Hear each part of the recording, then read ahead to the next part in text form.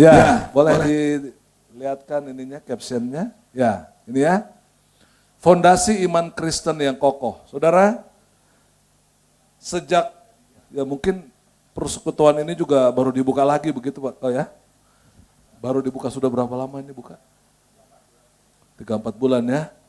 Jadi kalau saya hitung saudara sejak bulan Februari tahun 2020 ya, sampai Presiden Jokowi mengatakan bahwa sudah endemi, bukan pandemi lagi, tanggal 21 Juni kemarin saudara, itu COVID di Indonesia 1177 hari. 1177 hari itu kira-kira 3,2 bulan, 3 tahun 2 bulan. Dan orang-orang yang kita kasih cukup banyak yang dipanggil Tuhan. Ya, dan saya tidak mengingat-ingat lagi, tapi saya pulang dari Makassar pada bulan. Apa yang kita bangun dalam kehidupan kekristenan kita? Kita baca dalam Ibrani 11 ayat 1 sampai 3 ya. Mari kita baca sama-sama ayat 1 saudara. Saya percaya saudara bawa Alkitab, kalau tidak bawa handphone atau bawa tab atau apalah gitu ya. Kalau di gereja saya orang bawa Alkitab, saya kasih yang bawa Alkitab 100.000 saudara. Di sini jangan ya, saya nggak bawa duit saudara ya. Jadi Ibrani 11 ayat 1, sama-sama kita baca. Ini saudara bisa lihat di sini ya. 1, 2, 3. Iman adalah dasar dari segala sesuatu yang kita harapkan dan bukti dari segala sesuatu yang kalau kita sudah lihat itu bukan iman lagi. Ya. Ini yang belum kita lihat. Ayat 2, sebab oleh imanlah telah diberikan kesaksian kepada nenek moyang kita. Di bawah sini nanti di ayat 38, 39 ada 17 nabi-nabi atau orang-orang yang punya iman luar biasa. Ayat 3, sama-sama ya, 1, 2, 3. Karena iman kita mengerti bahwa alam semesta telah dijadikan oleh firman Allah. Sehingga apa yang kita lihat telah terjadi dari apa yang tidak dapat kita lihat. Ini saudara ya. Jadi iman itu fondasi, kalau dalam bahasa Ibraninya itu fondasi saudara ya. Nanti saya lihatkan di sini bahasanya saudara. Ya, bisa pindah? Nah, saya ibaratkan seperti ini saudara. Kalau saudara lihat, ini gedung-gedung pencakar langit di seluruh dunia. Nomor 1 itu Jeddah Tower. Jeddah Tower itu tingginya 1 kilo. Di atas awan itu, saudara. Nah, yang kedua itu Burj Khalifa yang ada di Dubai. Sebelum COVID saya di sana, saudara ya, di gedung ini. Yang ketiga itu Suzhou, itu di Cina, saudara. Tingginya 729. Nah, ini di Indonesia, rupanya di Indonesia ada juga gedung tinggi, saudara. Signature Tower Jakarta. Saya nggak tahu di mana itu ya. Ini 638 meter. Yang berikutnya ada Shanghai Tower, itu 632. Ada jamnya Raja, saudara ya. Mekah ini 601 meter. Dan ada di Tianjin, ini juga ada di Cina, tingginya 530 meter. Nah, yang kita perlu lihat di sini apanya, saudara? Fondasinya. Gedung-gedung ini yang tinggi ini, terutama di dua yang nomor 1, nomor 2, itu telah melalui sebuah tes yang luar biasa. Ada 12 arsitek terkenal di dunia yang telah menyetujui dibangunnya gedung ini. Kenapa? Karena waktu pertama dibangun, ini terutama yang Burj Khalifa, itu di lantai 52, itu ditemukan ada kesalahan di fondasinya. Dibongkar, saudara. Berapa triliun habis itu. Ya.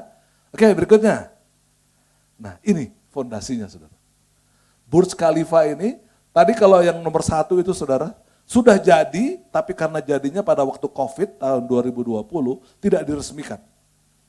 Tetapi ini, Burj Khalifa yang di Dubai ini, fondasinya sendiri, kalau saudara lihat, ini ke bawah ini 50 meter. Luar biasa, saudara. Fondasinya aja 50 meter, besi-besinya ini adalah besi-besi yang begitu luar biasa kuatnya. Sudah diuji, sudah dites. Nanti setelah fondasinya kuat, baru di atasnya dibangun lantai-lantai. Jadi kalau iman kita kuat, saudara, Tuhan akan membangun lantai kehidupan kita dengan luar biasa. Itu sebabnya dikatakan dalam Lukas 17, tambahkan iman kami. Kalau dasarnya kuat, kita bisa ditambah. Kalau dasarnya nggak kuat, nggak mungkin. Itu, ya, iman dalam bahasa aslinya adalah pistis. Mungkin saudara juga ada yang tahu. Artinya yakin, percaya adalah kata benda dalam bentuk kata ganti orang pertama, feminin. Jadi kata ganti daripada iman itu kalau dilihat gendernya itu wanita, betina. Ya, karena wanita atau betina pasti lemah. Mungkin iman wanita lebih kuat daripada pria. Tapi sifatnya wanita pasti lemah. Itu sebabnya butuh kekuatan dari Tuhan. Yeremia 17 ayat yang kelima mengatakan, ya terkutuklah orang yang mengandalkan kekuatannya, saudara. Karena itu kita butuh. Iman itu jenis kelaminnya perempuan, saudara. Itu sebabnya kita butuh Tuhan yang bisa memberikan kekuatan kepada kita. Terutama memasuki 3 tahun 2 bulan kemarin, saudara. Wah, saudara, saya 1 hari pernah disuruh kubur pendeta itu 3 orang. Saya nggak sanggup, saudara. Jam sekian saya kubur orang. Terus jam setelah lagi ada yang telepon lagi, Pak, rupanya pendeta juga takut, saudara, menguburkan orang sakit COVID. Iman sih hebat ngomongnya, tapi kalau sudah dibilang COVID, gak datang. Ya, jadi ini yang terjadi, saudara. Memang ada ujian iman yang luar biasa. Saya di gereja itu yang kena COVID itu 147 orang. 3 meninggal dunia. Saya memang yang menguburkannya. Waktu saya datang di kuburan, saya sendiri. Ya.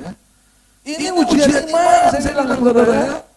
Pendeta aja nggak ada berani kalau suruh menguburkan. Sakitnya apa? Kalau flu atau biasa-biasa mungkin kekelah gitu ya. Pada saat itu, aduh, orang datang sampai yang lain saya bilang, Pak, saya baru menguburkan orang, Pak. Orang Jakarta aja dia pulang ke Jakarta, tapi dia bilang, ini anak saya, saudaranya meninggal karena COVID di sini. Aduh, sudah saya udah capek, Pak. Saya baru pulang. Nah, saudara, ya berikutnya ya. Pistis, tunggu dulu pistis tadi itu. Ya. Jadi ini adalah present indikatif aktif. Kayak saya kebetulan ngajar bahasa Yunani di sekolah teologi ya, saudara ya. Ini artinya apa? Sekali beriman kepada Yesus, seharusnya tidak boleh berhenti. Terus lama-lamanya. Karena ini present, saudara. Terus tidak boleh berhenti kita beriman. Kalau mau lihat kita di atas fondasi yang kuat. 50 meter, saudara. Turun ke bawah. Dengan perhitungan-perhitungan yang sangat luar biasa. 12 arsitek terkenal di dunia telah menyatakan valid. Ini boleh dibangun di atasnya. Karena 828 meter, saudara, yang di padang gurun yang paling berbahaya itu temperatur. Saudara. Saya pernah di sana juga, ya, temperaturnya itu bisa 50 derajat, saudara. Itu bisa mengganggu fondasi ini, saudara. Kalau dibangun di atas fondasi yang kuat, luar biasa. Saudara tahu ini, waktu membuat fondasi ini, airnya bukan air biasa, pakai air es. Jadi untuk membangun fondasi ini bukan menggunakan air seperti bangunan-bangunan biasa, tapi dia menggunakan air es yang setiap saat harus diukur temperaturnya. Tidak boleh lebih dari 10 derajat untuk mencampur adukannya, saudara. Jadi begitu kuatnya fondasi ini, baru boleh dibangun di atasnya dan berbentuk huruf Y. Ya, ini sebenarnya adalah lambang bunga yang paling terkenal di padang pasir, saudara. Lambang Y ini, ya coba berikutnya, nah ini lambangnya. Nah ini begini, saudara. Bunga Himenocalis. Ini bunga yang sangat terkenal, dijadikan contoh untuk membangun fondasi. Turun ke bawah 50 meter, saudara. Dengan radius yang begitu luas. Karena di atasnya akan dibangun bangunan yang sangat tinggi, saudara. Ya, berikutnya. Nah, Gedung pencakar langit ini saudara. Tinggi menara 828, lantainya ada 163. Ini di lantai ke 148 berhenti lama karena ada terjadi perubahan juga di sana saudara. Tapi kemudian diperbolehkan lagi dibangun sampai selesai. Kalau apa yang paling tinggi di dunia, Jeddah Tower itu tadi 252 lantai saudara. Di sini tentu ada 3.000 anak tangga, lalu tanahnya ditopang, fondasinya ditopang oleh 192 tiang pancang berdiameter 1,5 meter, saudara. Arsiteknya dari Samsung atau Samsung Engineering Construction. Dengan biaya tahun 2004, saudara, ini dimulai dibangun 2008. Waktu itu ada krisis ekonomi, saudara, jadi mahal sekali, 51 triliun. Ya, tahun 2010 itu sudah diresmikan, tapi baru dipakai 2012. Untuk memenuhi gedung ini, saudara, dari lantai 1 sampai dengan lantai yang paling atas, ini untuk memenuhi orang-orang yang menyewa, ini di sini ada 1044 apartemen.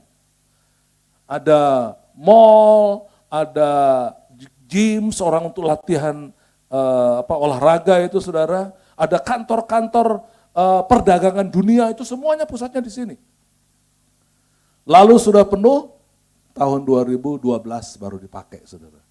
Jadi ini sebenarnya lambang bunga dengan fondasi yang kuat. Kalau saya bilang itu lambang Yesus, saudara. Kalau saudara mau kuat imannya, tidak ada dasar yang kuat selain di dalam siapa? Yesus. Nah, ayat nomor 1, saudara. Ya. Dasar iman kita adalah Kristus dan kebenaran firman-Nya. Ini dasarnya, saudara.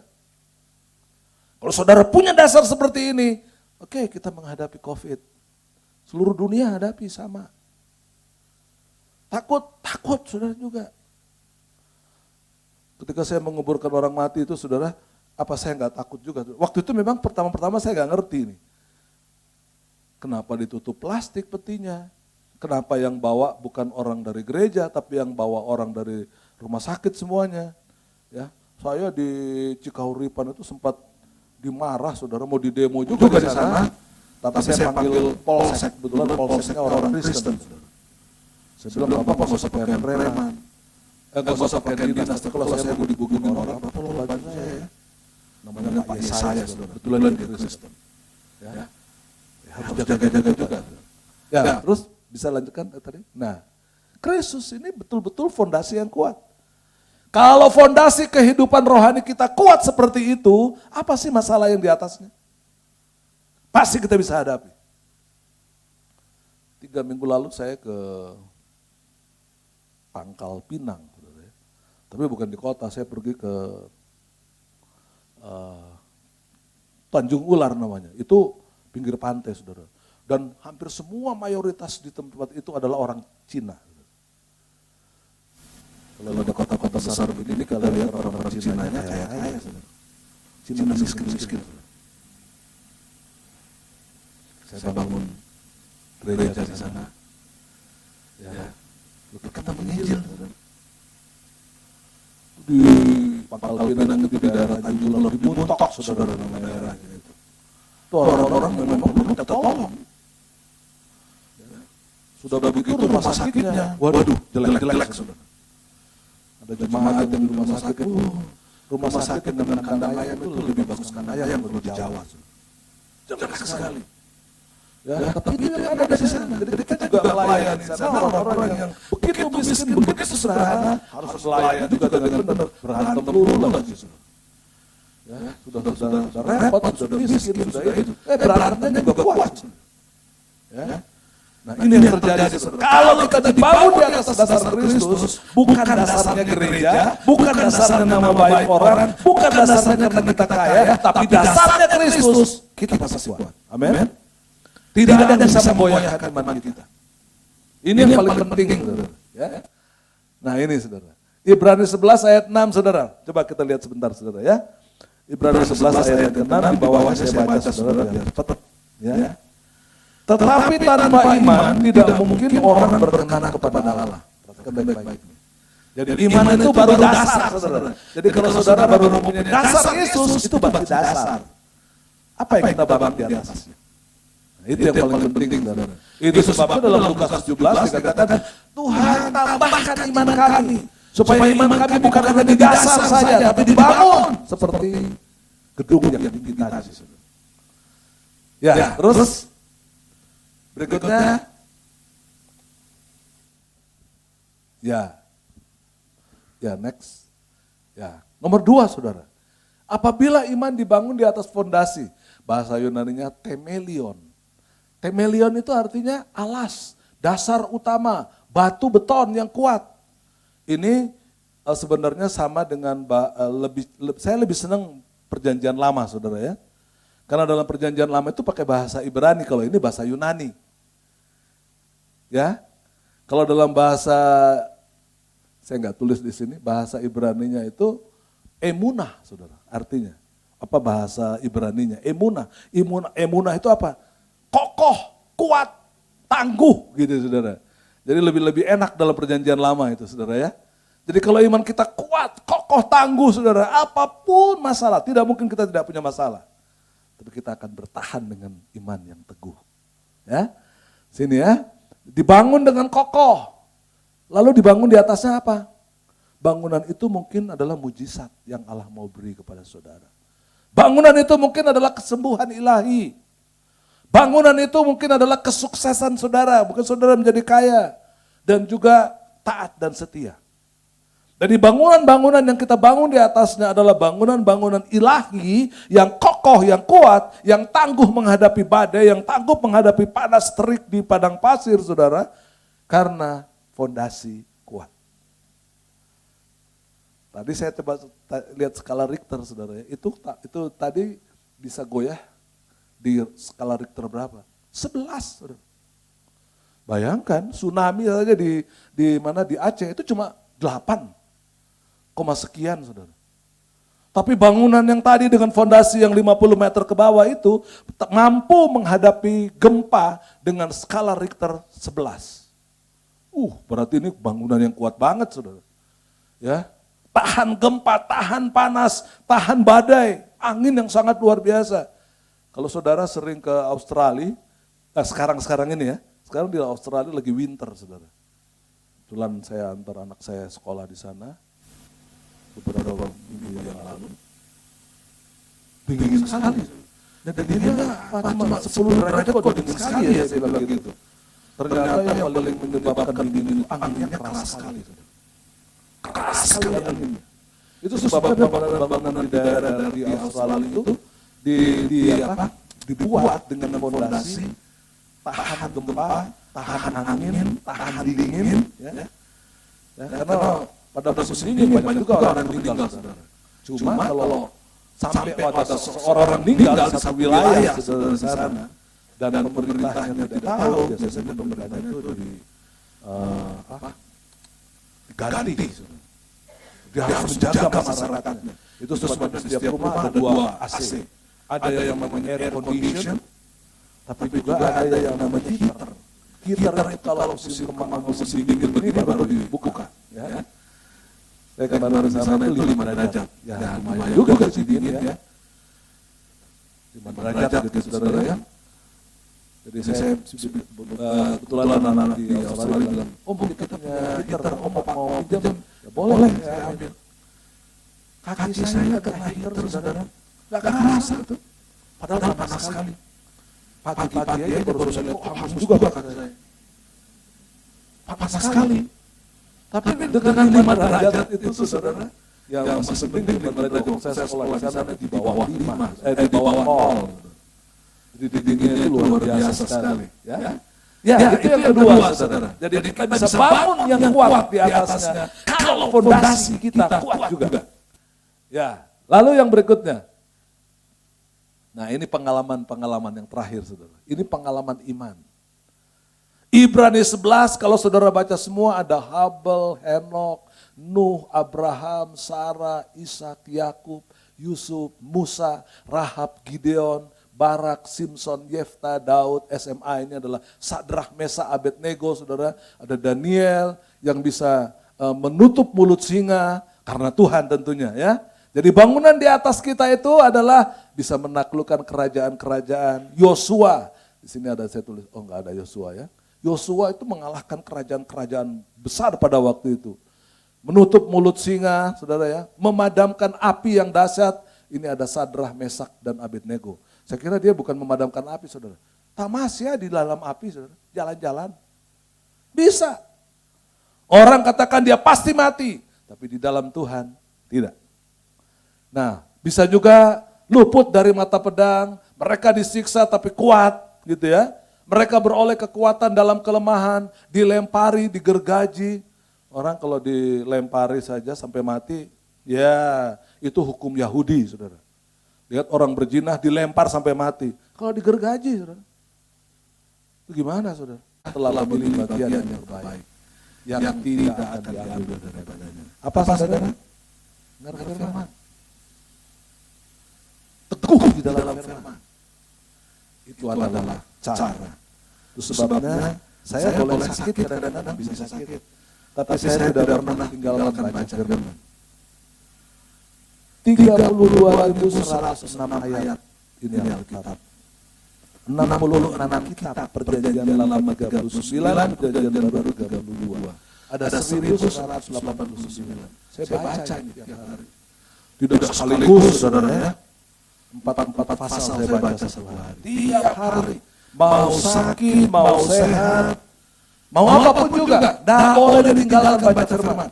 Yosua 1 ayat 8 mengatakan, ya, jangan lupa kau mengatakan renungkan firman Tuhan. Lakukan itu siang dan malam, supaya kau bertindak hati-hati seperti yang tertulis di dalamnya. Maka dengan demikian, perjalananmu akan berhasil dan kau akan beruntung. Itu firman Tuhan. Jaminan. 32.106 ayat. Itu sebab tentu saya tidak akan baca satu kali, saudara. 4 pasal satu hari saya baca itu berarti 10 minggu, 10 bulan 3 minggu baru saya baca satu kali. Ya, karena firman ini adalah juga Kristus yang menjadi dasar kekuatan kita. Yang terakhir, gambar yang terakhir, saudara, ini yang penting, saudara ya. Saya pikir ini yang paling penting. Ya.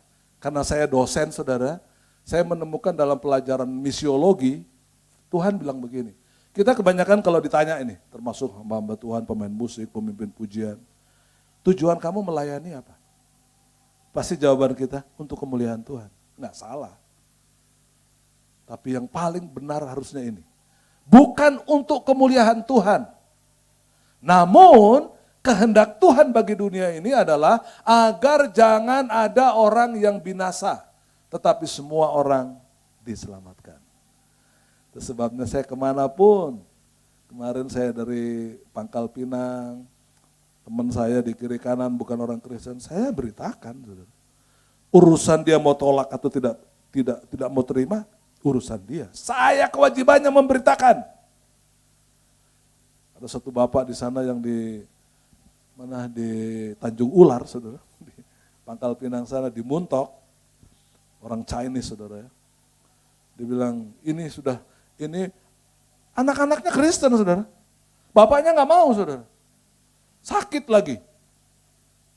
Terus saya bilang begini sama bapaknya, Bapak, besok Bapak ke rumah sakit ya. Orang-orang di sana bilang, Pak, kita anak-anaknya, menantu cucunya, suruh dia nggak pernah mau. Tapi saya kaget, saudara. Malamnya saya ditelepon. Pak, Bapak setelah ngomong dia mau masuk rumah sakit. Sekarang dia dalam proses kesembuhan, saudara. Kenapa? Karena kita punya iman yang luar biasa. Bukan karena saya kuat, bukan karena gereja kuat, bukan karena GBI itu kuat, tidak. Tapi karena Yesus yang luar biasa. Sehingga kita bisa melakukan bangunan-bangunan yang ada di atas iman kita tadi. Tuhan Yesus memberkati kita, amin.